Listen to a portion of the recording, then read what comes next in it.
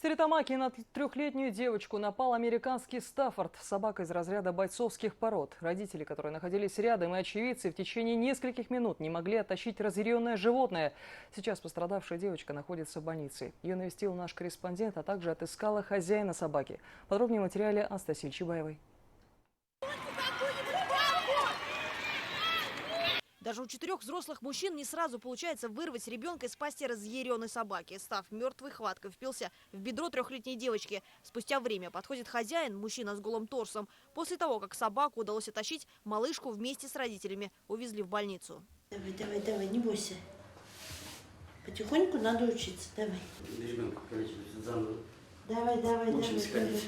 Сегодня трехлетняя Даша впервые встала на ноги после операции. Активная и веселая девочка из-за ран пока ходить может только при поддержке родителей. Врачи наложили несколько швов. Вместе с малышкой и ее 7-летним братом Анастасией и Александр шли в поликлинику. Издалека увидели, как на них бежит собака. Став выбрал именно Дашу, накинулся и повалил на землю. Я сама лично в рот залезла, начала туда, чтобы хотя бы что-то размять. Она ее вот прям терзает, дергает. В джинсах девочка была у нас. Аж джинсы начали трещать, вот видно. Потом смотрю, кровь пошла, она кричит. А тут смотрим, идет хозяин. Он идет, как будто на прогулку вышел. Вот он стукнул опять ей по голове, она разжала челюсти. Сына в этот момент родители просили убежать подальше, чтобы он не попал на глаза собаки. Как раз на этих кадрах видно испуганного ребенка. Мальчику после случившегося выписали успокоительное, а Дашу ждет длительное восстановление. Столбняка бешенства, антибиотик-терапии.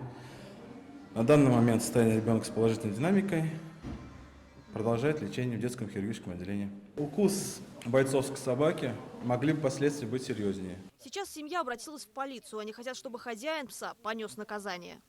Сколько она к собакам подходила, и мы подходили, все нормально было, да, не агрессивно, ничего. Это все зависит от хозяев, как воспитают собаку. Эту собаку хотят сейчас усыпить, это надо хозяину усыплять. Полицейскими хозяин собаки был установлен, в отношении него собран необходимый материал.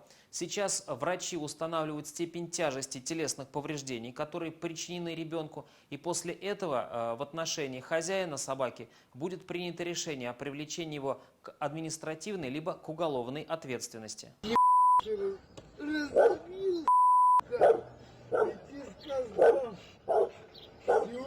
А это, видимо, методы воспитания собаки, глядя на которые ее поведение становится вполне понятным. После нападения жители Стерлитамака начали выкладывать в интернет видео, где, по их словам, как раз и запечатлен хозяин Стафа. Он в округе личность известная. Примерно здесь на девочку набросила собака. От подъезда, откуда с ней вышел хозяин, это место отделяет один двор. Рядом, кстати, находится школа, а уже через дорогу детский сад.